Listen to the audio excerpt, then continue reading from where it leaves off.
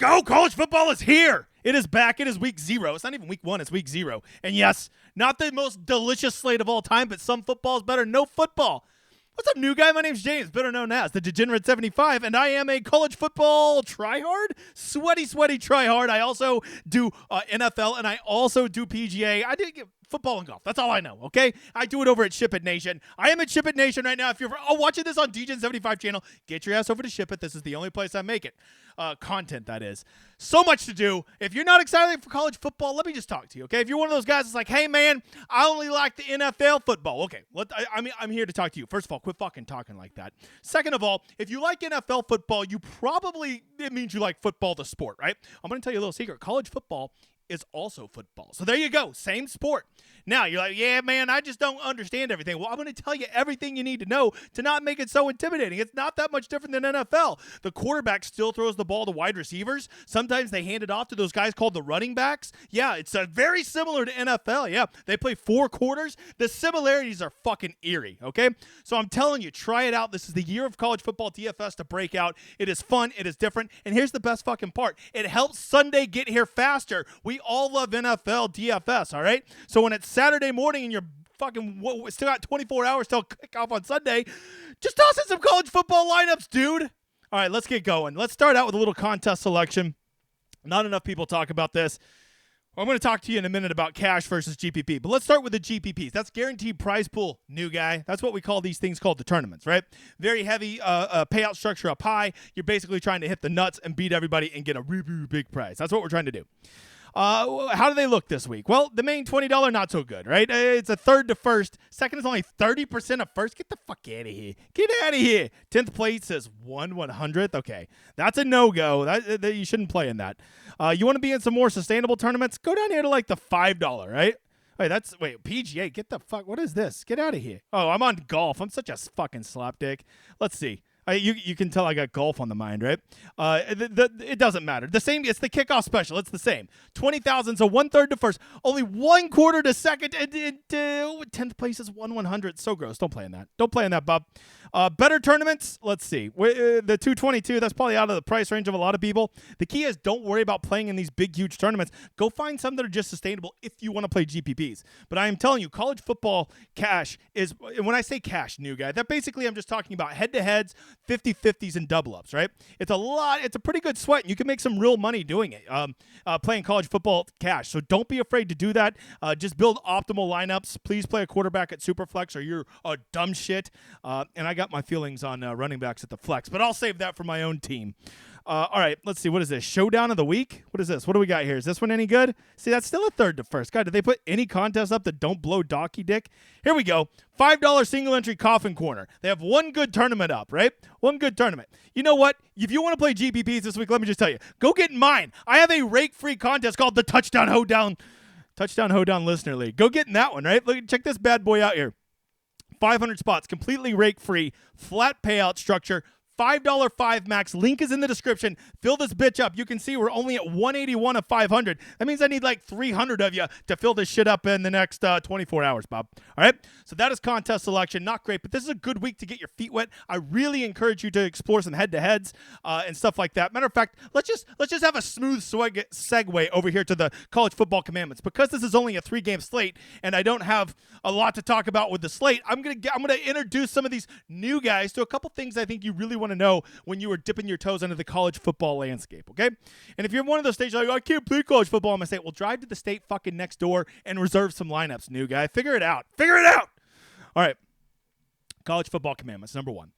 Generally speaking, you always want to play a quarterback in the Superflex. College football, this is one of the few things that's different about college football DFS from NFL, is we have a thing called a Superflex where you can play a quarterback. So you can play 2 quarterbacks in a lineup, and most times you want to play quarterbacks in the Superflex, especially in your cash lineups. However, once you know this rule, you're also free to break it, right? In GPPs, especially on some smaller slates, a running back or a wide receiver can be a great way to differentiate your lineup or to just gain leverage on the field by getting a low-owned guy, and you're building your lineups a lot different. But generally speaking, most of the time you want to play a quarterback in Superflex. And I think almost without exclusion, except maybe like a 2-game slate, you want to have a quarterback in your Superflex at cash. So that is commandment number 1, right? Commandment number 2, news is the game. There is no organized news system in college football DFS. NFL at 10:30, all the teams have to release their inactives 90 minutes before the game. And we get to use that, and we know exactly what's going on, and we have no surprise in NFL. Well, college football, it is decentralized, and it is not organized. And so here's what I can tell you. Keeping up with the news is the game. Playing college football DFS, I think you almost certainly have to be a part of a community, right? Especially you need to be on the Discord the hour leading up to lock, because sometimes it'll be like hearing rumors that blah, blah, blah is in a boot and he's not warming up. You're not going to fucking find that shit on Twitter whenever you're searching 900 different guys, okay? So I'm telling you, news is the game, and getting one good piece of news and getting a guy who's now going, this guy's going to be out, so wide receiver number 2 is going to get way more usage, or the backup running back is going to get way more usage. That alone can make this game profitable just by being a news hound the hour leading up to lock. Over at my team at Ship It Nation, we've got my team of 8 people and a whole community looking for news. We're sharing it all. I think you got to be a part of one, okay? Number 3, cash versus GPP. I've already talked about this. Cash, your double ups, your 50-50s, and your head-to-heads. I think that you can. This is one of the few times I can tell you can actually be a winning player at DFS if you do this right. If you stick exclusively to cash. 2 years ago, I won 71% of my cash weeks. Last year, I won 63%, as the waters were a little bit tougher last year. But still, when you're winning that much, that percentage of time, you're going to have a winning time. And it's nice because it basically gives you a free roll in NFL Sunday if you do well in your cash lineups on Saturday at college football. Now, GPPs are fun too, and I like to play GPPs, but I like to make a plan going in where I allocate so much money to my cash, so much money to my GPP, right? And, of course, the one GPP you should be in is my contest. You go get in it right now. That's twice I've had to tell you, motherfather. But what you want to do with your cash lineups is you want to try to target people, right? Go play some head-to-heads. And when you play those head-to-heads, look at the lineups they build and see if they're building, see if maybe they put a running back at the Superflex, right? Or maybe they're playing some $3,000 receiver you've never heard of in their cash lineup, right? These are the kind of guys that if you see this, you want to try to find those guys and play them at cash every week, head-to-head, because those guys are easy targets. And they will continue to play every week because they don't realize how dumb they are. So this is a great way to make college football profitable, have a good sweat on Sunday, and win more than 50% of the time. And let's face it, at DFS, hardly anybody's winning over 50% of the time. Most of us are just waiting for those big hits to make us profitable for the year. But I think college football offers cash as a much more viable option than almost any other sport out there. Number 4, volume and game flow is king, right? In NFL, most games, the teams only run 55 to about 65 offensive plays. In college football, it's not weird for a team to run 80 or 90 plays. So when you have that big of a volume of plays, the guys who are on the field a lot are going to get a lot of volume. Running backs consistently get 20, 25 carries, and they're getting more quality carries because, there's usually a talent difference in college football. Game flow, if you can get the right game flow, get those high-scoring shootout games. Texas Tech versus OU and what was that, 2016? The Baker Mayfield versus Mahomes game. If you can get those games stacked and you can get in the right game flows and you can get the guys who are the usage monsters on those teams, that is how you dominate at college football. You want to target guys who have big volumes and who are in the right game flow, right? Well, you're about to see when we talk about this slate. Yes, SMU, they're awesome. They're going to do great, but they also aren't going to be in a great game flow because they're probably going to blow the fucking brakes off of Nevada, right? And if that's the case, that really limits their upside. So we want guys who get the volume, but we also want them in a competitive game environment, preferably a competitive game environment where they play no defense and there's lots of offense. And lastly, for all the you NFL bros, I know wide receivers are better than running backs in NFL like 90% of the time. But in college football, that's not the case. Running backs are better than wide receivers in college football if they are true workhorses, because there's commonly running backs will get 100 yards, they'll get 25 carries, they'll get 3 touchdowns. That is a very, very normal thing to happen in college football, and it hardly ever happens in NFL football, right? Maybe once a year running backs have that big game. But in college football, running backs, especially the workhorses, will outperform wide receivers because most college football teams are rotating 6, 7, 8 wide receivers, where in the NFL, they're literally rotating 4 or 5 receivers. That's it. And a lot of them are not even rotation. The studs don't even leave the field, right? In NFL, you never see running backs outside of like 3 or 4 guys get 80% of the workload. But in college football, you see a large amount of these workhorse running backs get 80% of the workload, and they're getting more touches, and they get the goal line touches, and there's more plays, and there's more scoring. Running backs tend to outperform wide receivers in college football. You need to know that. That is different than NFL. There's your 5 new commandments for you, new guy. So now you're all caught up. Let's talk about this slate. We got a 3-game slate. Yes, there is a 4th game like at midnight in Hawaii, but I honestly don't even know if DraftKings is going to even do a game for it, okay? Because, like, it was a Delaware State? I don't even know who the fuck the other team is. Like, they missed their flight or something, and now, like, it's just a real bad game. It's not on the main slate. These are the 3 games that are on the main slate for Saturday. What is that going to be? August 24th, all right? So let's get going. Let's talk about the first game. It's over in England, you bloody wankers, where Arrowhatton is from. You got Florida State at Georgia Tech. It is going to be the game that kicks it off. You'll obviously want to be waiting for news if anything weird happens to this leading up. Problem is the other games go off much later in the day, so I doubt you'll get any useful news prior to lock. But just something to keep in mind, right? You always have late swap. We always have late swap. So Florida State, let's get going. Quarterback DJ Ukulele. He's just out there just somewhere over the rainbow. He's that fat guy just with a little ukulele singing. Beautiful voice, that DJ. Better than me. He's the guy from Clemson. Didn't do so well there. Went out to Oregon State, was solid. Now he's back in a real program at Florida State. He's not a great quarterback, but this isn't a slate with a bunch of great quarterbacks. At $9,000, he is quite the pay-up option. The prices are so soft, it's really easy to get to him. And I think that he is viable, right? They've got a pretty nice team total. As you can see, the line is only 10 points in this game, so it's probably going to be a 4-quarter game. He'll probably get 4 quarters of action, which you may not get with Preston Stone from SMU. So those are all positives. But there's also, the middle ground where I think DJ Ukulele kind of sucks. Like, he's just not that good. He's the Quinn Ewers of the South, okay? Of the Southeast. So there you go. Roydell Williams, you know that name. He's the Bama transfer. I think he's going to lead this backfield. He'll kind of be the first and second down back. Trey Benson has gone to the NFL, so Roydell Williams likely will fill that role. But if you've kept up with Florida State the past couple years, they love the running back by committee there. Tofa Feely is definitely going to get his touches. He's a little more of a scat back out of the backfield. Going to be probably getting more pass catches and targets than Roydell Williams. And I think Jalen Lucas is also going to eat up some of that role. He's the Indiana transfer. You've probably played him last year if you were playing college football last year. So I think that Florida State is going to continue the running back by committee this year. It makes it hard to play any of those guys. If you force me to play somebody, I'd probably play Roydell just because I think that Florida State could get ahead and he could be in a really nice game flow with them being ahead and running the ball a lot. At wide receiver, Florida State lost their top 3 guys, Keon Coleman, Johnny Wilson, and Jaheim Bell, all gone. Who's going to replace them? Well, this is week 0, so we're all kind of guessing. My money would say that it's probably going to be Benson, Douglas, and Brown are probably the top 3 in line to replace them. Who's going to be the volume target? I don't know. I honestly think Florida State's probably going to run the shit out of the ball. I don't think there's going to be a ton of passing, but if you made me pick a receiver, I'd probably go Benson. That $7,000 price tag isn't that cheap, though, so you better hope he gets some targets at $7,000. And then Douglas and Brown, I think, are interesting. And the problem is, I think Florida State has a lot of talented receivers, and they're probably going to rotate 7 or 8 of them. So maybe some slapdick scores a touchdown. It's hard to predict this early in the season until we start to see a consistent rotation. Georgia Tech, only a 22-point total. I honestly feel like this line should be closer. I don't know why Georgia Tech's 10-point dogs to Florida State. I know Florida State has a good defense, but Georgia Tech has a lot coming back on offense. Haynes King is their quarterback, a dual-threat quarterback. Started Georgia Tech last year. I think he's actually viable. I mean, I don't love somebody going up against Florida State's defense, but I think he's going to be in a script where they're going to be behind. He's going to be aggressive. He can run the ball. He definitely offers rushing touchdown upside, and I think he's going to be passing the ball a lot.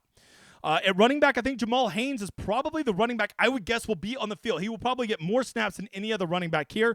He is probably the most RB1 there is on the slate for Georgia Tech. Now, you could be concerned about the game flow as running backs can get game scripted out often, but I think that he will still be involved, right? Wide receiver, there's really only 2 guys I'm considering from Georgia Tech. Singleton and Rutherford, both returning starters, both pretty solid receivers. And honestly, I think that they both are pretty viable, both in GPPs and cash. I probably prefer Singleton and cash, if I'm being honest. I would tell you this. I think that if you get the right script, a Haynes double stack or a Haynes single stack with one of these guys is probably going to be pretty low owned because I think that the narrative is out there that Florida State's defense is so great. But remember, this is week 0. We don't know shit, Bob. We're all just guessing. So that's something to keep in mind. And I even know somebody likes Blackburn. It's just a random punt. My dude Smarty likes him as a random punt to score a touchdown. So there you go. There's that news. Moving on to game 2. You don't see this very often. The FCS team, yeah, that's like the Division II FCS Football Championship Series. Montana State is favored by double digits over an FBS school, New Mexico, the Lobos. right? Montana State's good. They're like number 2 in FCS, so they actually have a pretty big team total, 33, and I think that they're actually pretty viable to play at FBS. Normally, in DFS this week. Normally when we see an FCS team on the slate, it's usually you just don't play them because they're just a sacrificial lamb to get killed. But Montana State ain't that. They're a real team with a 33-point total. Their quarterback, Tommy Malott, he's a badass. He's one of the, he's up for the Heisman at the FCS level. He's a badass. He does not much of a passer, but that guy runs like a gazelle, offers tons of rushing upside. I think he's interesting in both cash and GPPs. The running back, their top running back is out at Montana State, and I think you're going to just see a wild running back by committee. Humphreys, Jones, Elliott, I think all those guys are going to be involved. Hell, maybe even White is going to be involved. I think Humphrey probably leads would be my guess, and I think Elliott might have like the most pass catching upside and could be a sneaky play there, but they just don't fucking pass the ball very much, dude. And wide receiver, McCulloch and Alexander Jr. are definitely their top 2 wide receivers. But once again, there's the chance this team literally might not pass the ball even a dozen times. So trying to double stack Malott with 2 wide receivers, I hate it. Matter of fact, I think you could even run Malott out there naked. Okay, this is just like Tennessee a couple years ago. We love a naked hooker.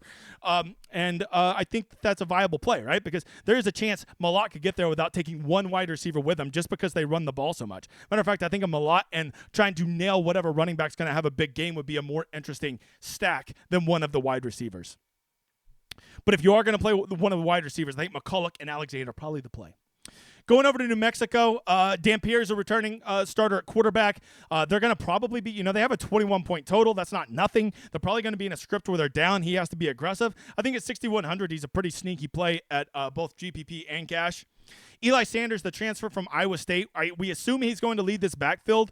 But once again, I think you're looking at running back by committee from almost all of these teams, as I mentioned earlier, the one exception being Georgia Tech. I think Henrys and Jacobs are also viable, but man, you're just kind of you're honestly just trying to pull it out of your ass at this point. My best guess would be Eli Sanders gets the most touches. Wide receiver, they actually do have 2 pretty good options. Medford and Wysong are going to be the top 2 receivers. They will be on the field most of the game. Bruckler is the tight end, so he'll be out there a lot too. I think you're going to see a lot of usage from those guys, especially if New Mexico gets down and they start passing the ball around. And lastly, the game of the week. No, it's going to be a blowout. SMU is playing Nevada. SMU, as you can see, has the real big point total of nearly 41 points on the slate. A lot of people are going to gravitate towards them. But as always, whenever you play a team with a big spread, you got to worry that they might not even get to play the fourth quarter, right? It might just be goodbye Preston Stone. You better have got it done in 3 quarters, right? And there's a lot of mouths to feed at SMU. They run the ball. They pass the ball. So, yeah, they could score 42 points and be pulling their starters out, and Preston Stone might have only got you 18. So just watch out for that, right? Preston Stone is a good quarterback. They do have an explosive offense. He has weapons everywhere. If this were a more competitive environment, I would take Stone over Ukulele all day. But because there's a chance he might lose the fourth quarter, that is the one thing you have to weigh with Preston Stone. Running back, if you know SMU, their running back, it's a shit show. I remember playing LJ Johnson last year one week, and literally, I think I finished top 10 in a GPP, and that motherfather literally got 0 points. They just didn't fucking play him for no reason, right? Kamar Wheaton is out. Who's that big white guy they had last year? Levine, he's not around anymore. They still got Brashard Smith, who is a Miami transfer. They got Knighton, who is also a Miami transfer. They still have LJ Johnson. Hell, Zane Miners might even get some run. You want to roll the dice and try to figure out SMU running backs, you go right the fuck ahead, Bob. Wide receiver, they also rotate tons of guys, but I can tell you RJ Maryland, their tight end, will be on the field a lot. Probably will lead the team in targets, and at 5,400 is a very reasonable price. The 2 wide receivers that I would guess would be most likely to have big games would be Jordan Houston, the OU transfer, and Jake Bailey, right? Those are the 2 guys I think are going to be out there the most. Moochie Dixon and Romello Brinson also will be in the rotation. There's so many mouths to feed, it's hard to nail with SMU. I've never enjoyed playing SMU at Showdown, or not at Showdown, but in cash, just because it's so hard to guess who's going to do well. If I had to place my money, I'd probably go with RJ Maryland. He seems the safest. I think Hudson probably has the biggest upside, would be my guess. Nevada with just a measly 15-point total becomes hard to play. Chuba Purdy was supposed to be their starter. He's not going to be there, so they're playing Brendan Lewis. Let me just go ahead and tell you a little secret. He ain't good, Bob. He ain't good. Brendan Lewis, not good. Probably why they have a 15-point implied total. Sean Dollars, some people say he's money. He's the transfer from Oregon, probably going to lead this backfield, but you got to watch out. I think a lot of his touchdown equity might be killed by Savion Red, the transfer from Texas, who, if you don't know, Texas would always run that little Wildcat package with Red. I bet Nevada has something in line for Savion Red also. And then at wide receiver, I think that there's basically two guys you're considering from Nevada, and I think they're actually both pretty viable, especially seeing they're going to be down and just chunking the ball up. I think people are going to love Jaden Smith. Jaden Smith's the big 6'6" guy, tall motherfather, going to get a lot of targets at 4,600. He might be a chalk donkey, but if he comes in at lower ownership, very interested in him. So long as this game doesn't get blown out, I think he's going to get some targets, especially those very valuable red zone targets. And the other one is Cortez Broham Jr. I think those are the two guys that are going to be on the field the most, getting the most targets, and they're probably going to be in a script where Nevada's going to be passing everywhere, right? But as I already told you, you got to watch out for the blowout in this game. If this game becomes a blowout, both teams could pull their starters in the fourth quarter, and you're only getting 3 quarters of action, which is never good, right? So there you go. I think this is a fun week to get our feet wet. Little 3-game slate. If you're like, man, hey, who do I play at cash, and who do I play at the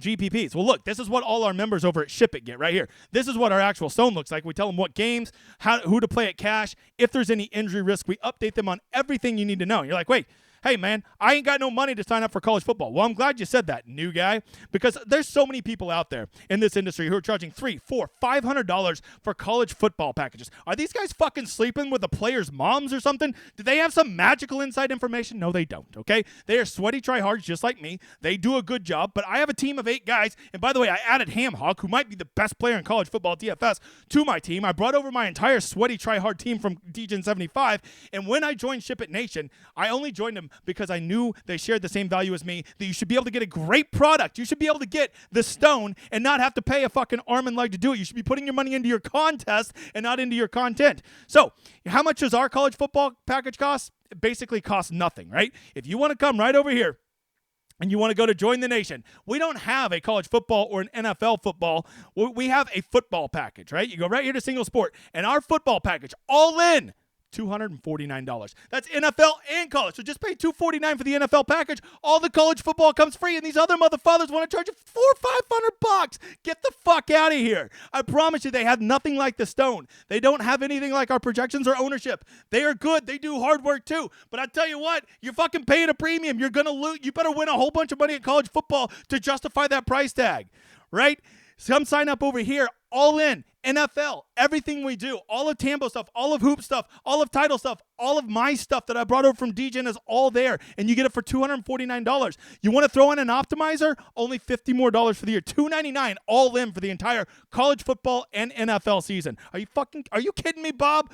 Goodness gracious, I can't believe how much people charge for these, right? And they're not even giving you this. They don't even give you the best fucking tool out there, and we do this for every time there's at least a 4-game slate. And even when there's not a 4-game slate, we'll still have ownership and projections for you guys. I am telling you, come join Ship It. Sign up for the football package. It is going. I promise you, we won't let you down. I have the sweatiest tryhard team you'll ever meet. I've only added the top player in college football DFS to make our team even better. If you're not signing up, I don't know what the fuck you're doing. Just tell me you hate money, new guy.